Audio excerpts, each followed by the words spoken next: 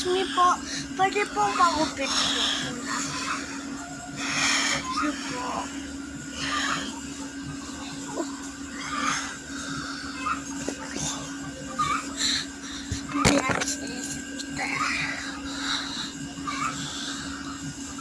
Kapapala na po ako natin.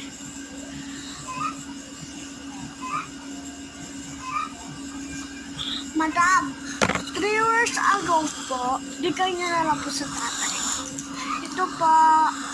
Oh, hindi na babayad. Opo, libre lang po yan. Oh. Sige po kayo. Ay, naiwanan niyo po ba? Bye-bye!